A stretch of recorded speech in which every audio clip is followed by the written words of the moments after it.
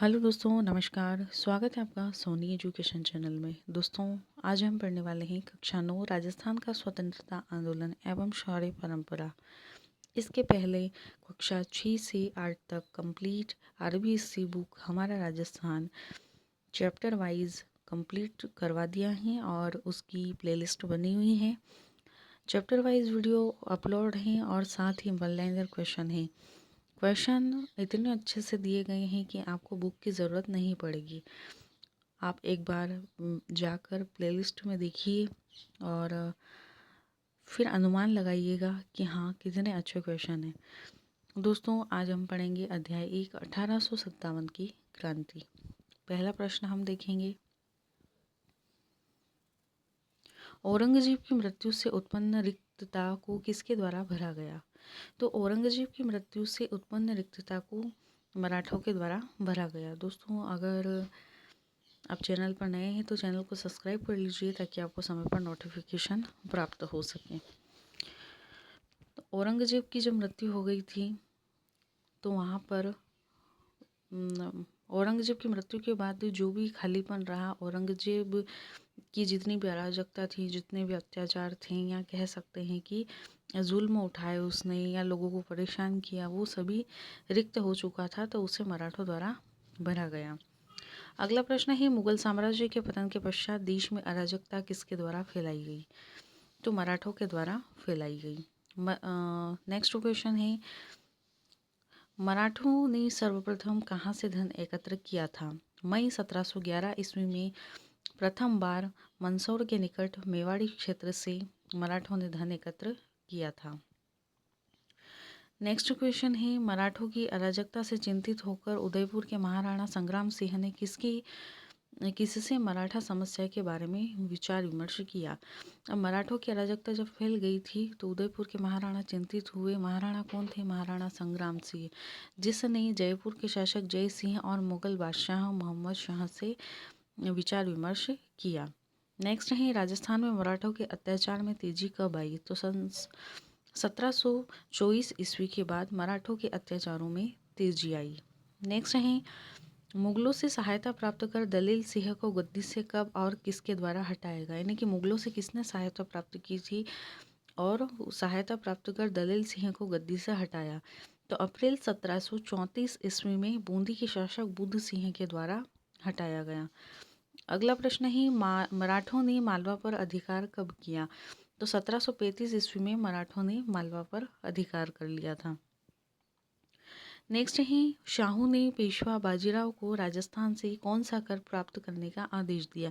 सबसे पहले तो आप ये याद रखना कि पेशवा बाजीराव को राजस्थान से कर प्राप्त करने का आदेश दिया था शाहू ने।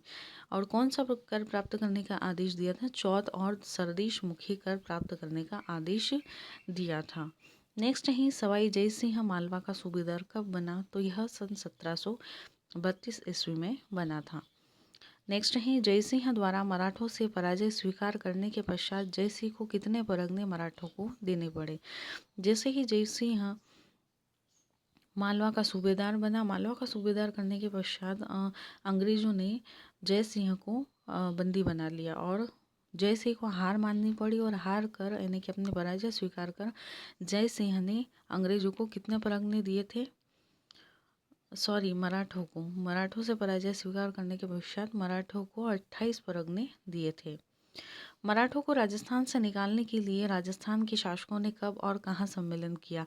अब मराठों का अत्याचार इतना बढ़ गया था कि राजस्थान के शासकों ने सोचा कि हम सभी एकत्रित होकर इसका निराकरण करें कि किस तरीके से हम मराठों को निकाल सकेंगे।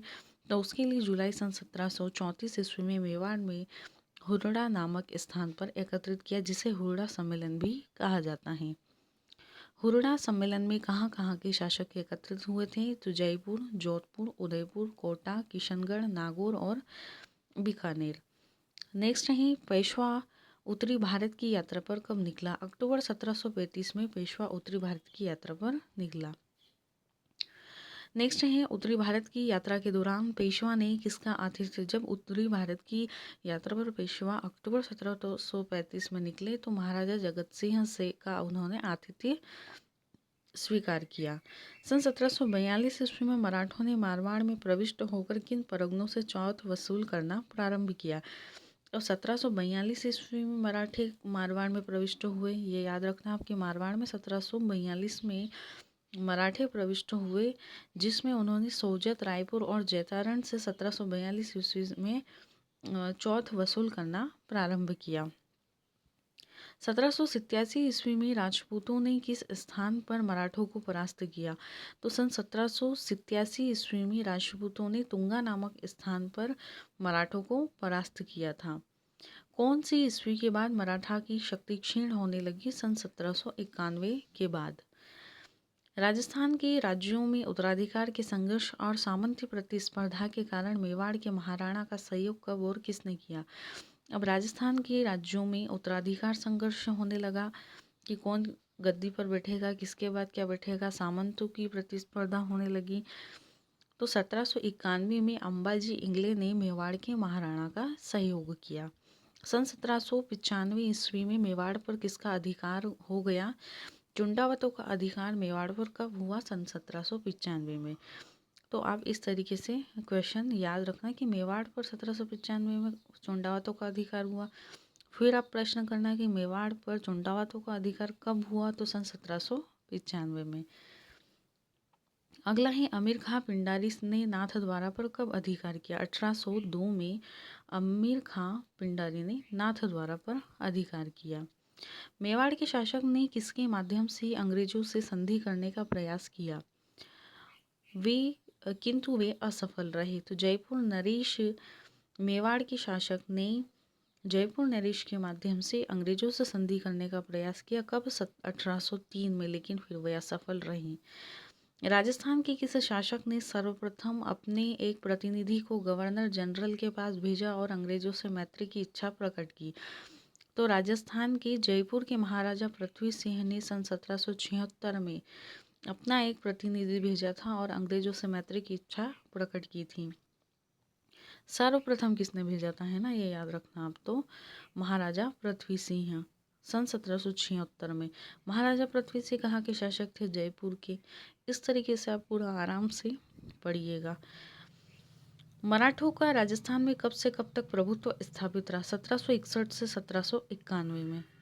किस अंग्रेज सेनापति ने राजस्थान की उत्तरी पूर्वी सीमा पर स्थित लासवाड़ी के रण क्षेत्र में सिंधिया को परास्त किया। सबसे पहले तो अंग्रेज सेनापति ने सिंधिया को कहाँ परास्त किया था। तो राजस्थान की उत्तरी पूर्वी सीमा पर स्थित लासवाड़ी के रण क्षेत्र में। उसके बाद में सिंधिया को कब परास्त किया था। तो नवंबर 1803 ईस्वी में किया था। किसने किया था। अंग्रेज सेनापति लॉर्ड लेक ने किया था। इसमें भी 3-4 तरीके के क्वेश्चन बन सकते हैं। अब आराम से पढ़िएगा और आराम से इसका आंसर दीजिएगा, याद कीजिएगा। आप केवल पढ़िए, बार बार याद आराम से हो जाएगा। दोस्तों कॉपी पेन लेके बैठिएगा और नोट भी करते जाइएगा। 1811 ईस्वी में सेटन के स्थान पर दिल्ली का रेजिडेंट कौन बना। अब सेटन के स्थान पर दिल्ली का रेजिडेंट चार्ल्स मेटकॉफ बना था। कब बना था। 1811 में। नेक्स्ट है, अंग्रेजों ने कब और किससे नई संधि करके राजस्थान के राज्यों के साथ संधि करने का अधिकार प्राप्त किया। यानी कि अंग्रेजों ने होलकर से संधि करके राजस्थान के राज्यों के साथ संधि करने का अधिकार प्राप्त किया। कब किया। 5 नवंबर 1817 को। अगला प्रश्न है, सबसे अंत में किस राज्य से संधि की गई। 1823 ईस्वी में सिरोही राज्य से। 19वीं सदी के आरंभ में कितनी रियासतें थी। तो 19वीं सदी के आरंभ में 20 रियासतें थीं। इनमें से 17 राजपूत, 2 जाट और 1 मुस्लिम शासक द्वारा शासित थी। राज्य में नमक उत्पादन का प्रमुख क्षेत्र कौन सा था। सांभर झील। राज्य में अफीम उत्पादन का प्रमुख क्षेत्र कौन सा था। मेवाड़ था। सॉरी, यहाँ राज्य में नमक उत्पादन किस झील से होता था। तो सांभर झील से होता था। और इन दोनों को अंग्रेजों ने अपने अधिकार के अंतर्गत ले लिया था। नेक्स्ट है, जसवंत सिंह कहाँ का शासक था। डूंगरपुर का शासक था। अंग्रेजों ने डूंगरपुर के शासक जसवंत सिंह को गद्दी से हटाकर वहां का शासक किससे बनाया। प्रतापगढ़ के शासक के पौत्र दलपत सिंह को। सबसे पहले तो आप ये याद रखना कि दलपत सिंह को गद्दी पर बिठाया। दलपत सिंह को अंग्रेजों ने डूंगरपुर में गद्दी पर बिठाया, डूंगरपुर की गद्दी पर, लेकिन वहाँ से किसको हटाया था? जसवंत सिंह को हटाया था। दलपत सिंह प्रतापगढ़ के शासक के पौत्र, प्रतापगढ़ का जो शासक था उसका पौत्र था। नेक्स्ट है, कोटा में अंग्रेजों ने तात्कालिक महाराव किशोर सिंह के विरुद्ध किसके दावों का समर्थन किया? रियासत के फौजदार जालिम सिंह का। किन रियासतों में अंग्रेजों ने हस्तक्षेप कर वहां अवयस्क राजकुमारों को गद्दी पर बिठाया? अलवर भरतपुर रियासत में, अलवर और भरतपुर रियासतें जो थी वहां पर अंग्रेजों ने अवयस्क राजकुमारों को गद्दी पर बिठाया। इसमें अगर अवयस्क राजकुमारों को गद्दी पर बिठाया है तो यह अंग्रेजों ने इस मामले में हस्तक्षेप किया है। राजस्थान में किस संधि के बाद अंग्रेजों के द्वारा राजस्थान के राज्यों के प्रशासन में अवांछनीय हस्तक्षेप किए गए? 1818 की संधि के पश्चात अंग्रेजों ने राजस्थान के राज्यों की प्रशासन व्यवस्था में अवांछनीय हस्तक्षेप किए हैं। अगला प्रश्न है, सन 1857 की क्रांति आरंभ होने के समय राजस्थान में अंग्रेजी सैनिकों की कितनी छावनियां थी? 1857 की क्रांति आरंभ होने से पहले आप याद रखना कि 6 सैनिक छावनियां तो थी, लेकिन कब थी? 1857 की क्रांति आरंभ होने के समय। अब ये सैनिक छावनियां जो थी यह किसकी थी? अंग्रेजों की थी। कितनी कहाँ कहाँ थी? नसीराबाद, नीमच, देवली, ब्यावर, एरनपुरा और खेरवाड़ा, याद रखना आप, है ना। नेक्स्ट है, अंग्रेजी सैनिक की 6 छावनियों में कितने सैनिक थे? 5000 सैनिक थे, किंतु किसी भी छावनी में कोई अंग्रेज सैनिक नहीं था, ये याद रखना आप। अंग्रेजी सैनिक की 6 छावनियों में कितने अधिकारी थे? तो केवल 30 अंग्रेज अधिकारी थे। राजस्थान में क्रांति के समय रियासती शासक, राजस्थान में क्रांति के समय कोटा रियासत का शासक कौन था? राम सिंह। राजस्थान में क्रांति के समय जोधपुर रियासत के शासक तख्त सिंह थे। राजस्थान में क्रांति के समय भरतपुर रियासत के शासक जसवंत सिंह थे। राजस्थान में क्रांति के समय उदयपुर रियासत का शासक स्वरूप सिंह था। राजस्थान में क्रांति के समय जयपुर रियासत का शासक राम सिंह द्वितीय था। सिरोही रियासत का शासक शिव सिंह था। धौलपुर रियासत का शासक भगवंत सिंह। बीकानेर रियासत का शासक सरदार सिंह। करौली रियासत का शासक मदन पाल। टोंक रियासत का शासक नवाब वजीर उद्दौला। राजस्थानी क्रांति के समय बूंदी रियासत का शासक राम सिंह। अलवर रियासत का विनय सिंह। राजस्थान में क्रांति के समय जैसलमेर रियासत का शासक रणजीत सिंह था। झालावाड़ रियासत का शासक पृथ्वी सिंह था। प्रतापगढ़ रियासत का शासक दलपत सिंह था। बांसवाड़ा रियासत का शासक लक्ष्मण सिंह था। इसी प्रकार से डूंगरपुर रियासत का शासक उदय सिंह था। नेक्स्ट आ जाते हैं, ये थे आपकी डूंगरपुर राजस्थान में क्रांति के समय शासक। राजस्थान में 1857 की क्रांति का सूत्रपात नसीराबाद से हुआ। अगला प्रश्न है, राजस्थान के क्रांति के समय पॉलिटिकल एजेंट कौन कौन कहाँ थे? तो राजस्थान में क्रांति के समय कोटा रियासत का ब्रिटिश पॉलिटिकल एजेंट कौन था? Major Burton. राजस्थान में क्रांति के समय जोधपुर रियासत का ब्रिटिश पॉलिटिकल एजेंट कौन था? मैक मैसन। राजस्थान में क्रांति के समय भरतपुर रियासत का British political agent Morrison. Jaipur रियासत का ब्रिटिश पॉलिटिकल एजेंट ईडन था। राजस्थान में क्रांति के समय उदयपुर रियासत का ब्रिटिश पॉलिटिकल एजेंट शावर्स और था। और राजस्थान में क्रांति के समय सिरोही रियासत का British political agent JD hall और उदयपुर रियासत का शावर्स और था, है ना।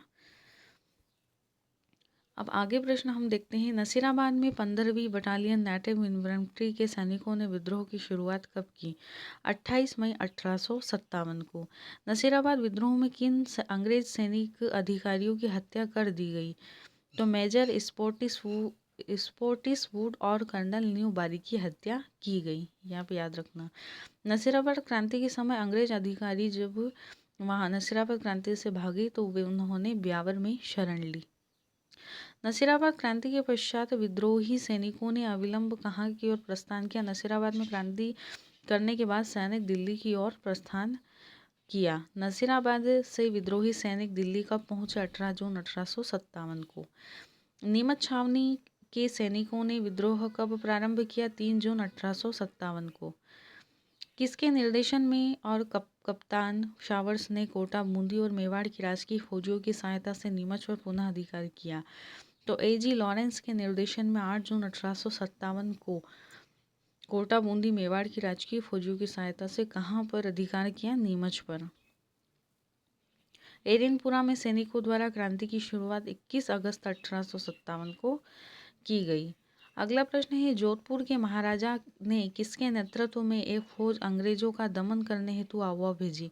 सिंघवी कुशल राज के नेतृत्व में जोधपुर के महाराजा ने अंग्रेजों का दमन करने के लिए आवा भेजी थी। ठीक है। नेक्स्ट, जॉर्ज लॉरेंस ने आवा के ठाकुर से बदला लेने के लिए किसके नेतृत्व में और कब एक विशाल सेना आवा भेजी? ब्रिगेडियर होम्स के नेतृत्व में 20 जनवरी 1858 को। नेक्स्ट है, किसने अपने सभी सामंतों को 27 मई 1857 को पत्र भेजकर कहा कि वे ब्रिटिश सैनिक कार्यवाही में सहयोग करें तथा पॉलिटिकल एजेंट कप्तान शावर्स के निर्देशों का पालन करें? तो मेवाड़ के महाराणा स्वरूप सिंह ने भेजा था। कब भेजा था? 27 मई 1857 को। कोटा में क्रांति की शुरुआत कब हुई? 15 अक्टूबर 1857 को। क्रांतिकारियों का कोटा शहर, जब क्रांति की शुरुआत हुई तब कोटा शहर पर लगभग 6 माह तक क्रांतिकारियों का अधिकार रहा। कोटा में क्रांति होने पर मेजर H.G. रॉबर्ट्स नसीराबाद से 5,500 सैनिक लेकर 22 मार्च 1858 को चंबल नदी के किनारे पहुंचा था। अक्टूबर 1857 के प्रारंभ में ग्वालियर और इंदौर के क्रांतिकारियों की संयुक्त सेना राजस्थान में कहाँ प्रविष्ट हुई थी? धौलपुर रियासत में प्रविष्ट हुई थी। धौलपुर में क्रांतिकारियों ने किसके नेतृत्व में राजा के अधिकांश तोपों पर अधिकार किया? राव रामचंद्र और हीरालाल ने धौलपुर में राव रामचंद्र और हीरालाल के नेतृत्व में राजा के अधिकांश तोपों पर अधिकार कर लिया। धौलपुर रियासत में किया था। ठीक है। टोंक में नवाब की सेना ने किस के नेतृत्व में विद्रोह किया था? तो टोंक में नवाब की सेना ने मीर आलम खां के नेतृत्व में विद्रोह किया था। नेक्स्ट है, 1857 की क्रांति के समय मेवाड़ के 2 प्रमुख सामंत कौन थे जिनका स्वतंत्रता संग्राम में अपूर्व योगदान रहा? तो सलमपुर के राव केसरी सिंह और कोठारिया के रावत जोत सिंह। नेक्स्ट है, किसने भारत का शासन ब्रिटिश ताज को सौंपा? नवंबर 1858 को ईस्ट इंडिया कंपनी ने भारत का जो शासन था वह ब्रिटिश ताज को सौंप दिया था। नेक्स्ट है, 1857 की क्रांति के समय ब्रिटेन की महारानी कौन थी? तो महारानी विक्टोरिया ब्रिटेन की महारानी थी 1857 की क्रांति के समय। सन 1857 की क्रांति के असफल होने के बाद हम राजस्थान की रियासत किसके संरक्षण में चली गई? तो ब्रिटिश संरक्षण में चली गई थी। हुरुणा में सम्मिलित हुए शासकों ने संधि पत्र पर 17 जुलाई 1734 को हस्ताक्षर किए थे और उसमें कुछ नियम बनाए गए थे कि हमें किस प्रकार से हमारे राज्य की रक्षा करना है। दोस्तों, ये आज का आपका चैप्टर पूरा कंप्लीट हो चुका है। वीडियो अच्छी लगी हो तो लाइक, शेयर, कमेंट ज़रूर कीजिएगा। चैनल को सब्सक्राइब कीजिए और ज़्यादा से ज़्यादा शेयर कीजिए ताकि सभी इसका लाभ प्राप्त कर सके और हमें भी मोटिवेशन मिले। दोस्तों, अगर वीडियो अच्छी लग रही हो तो कमेंट ज़रूर कीजिएगा, चैनल को सब्सक्राइब कर लीजिए और ताकि हम आगे और अच्छा से अच्छा बेहतर करने की कोशिश कर सकें। धन्यवाद।